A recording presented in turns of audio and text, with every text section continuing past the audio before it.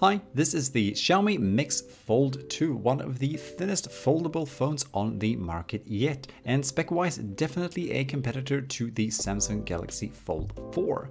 The only issue here is that the Mix Fold 2 is only being released in China. However, is it worth importing, and how does it actually stand up against Samsung's competitor and other foldables of today? Firstly, with its super thin and sleek design, the Mix Fold 2 actually is a beauty to look at. It feels incredibly premium, and my personal favorite that actually puts it look-wise above the Fold 4 is that both sides are rectangularly aligned when the phone is closed. On the front, the phone is equipped with a fantastic 6.56-inch AMOLED screen that does a great job displaying both the user interface as well as graphics and images. The screen is also wide enough to be able to use the phone just like a normal phone with only the screen. However, the big thing with the Mix Fold 2 is of course the inner foldable display, measuring a whopping 8.02 inches with a 120Hz refresh rate. This OLED screen is just like the outer one, great. The contrast is good, and so are the colors and the overall pop of them.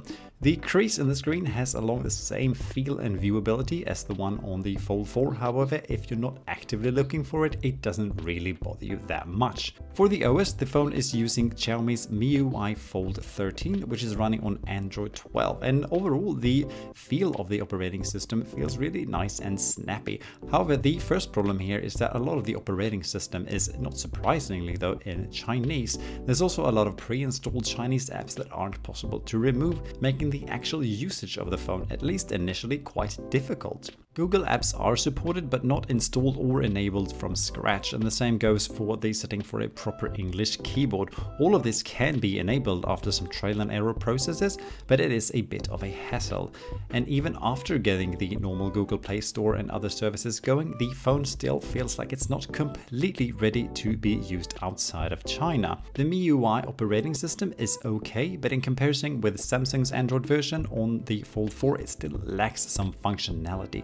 Mostly in the details, but also in terms of how much you can customize the phone. Like for example that the maximum of available apps to use on the screen side by side, excluding floating ones, are only 2 on the Mix Fold 2, while on the Samsung Galaxy Fold 4 you can position up to 4 apps next to each other. For this system chip, the Mix Fold 2 is using the Snapdragon 8 Plus Gen 1, making it possible to run basically any top-of-the-line games available. The phone, however, gets pretty toasty sometimes when performing intensive tasks. Battery life is around maximum of 2 days with normal use, and the battery can also be fast charged up to 67 watts using the included charger. The 3 cameras on the back all provide good picture quality both in lighter and darker conditions, and the same goes for recording video in Full HD. The 4K mode does however lack a bit of detail, and the 8K mode doesn't really do any difference to the 4K in my opinion. So to just quickly sum it up, I'd say that the Mix Fold 2 on the outside beats the Galaxy Z Fold 4 with an even more premium look and feel,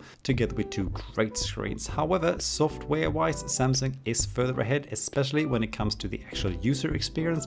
They just feel much more polished on the Fold 4.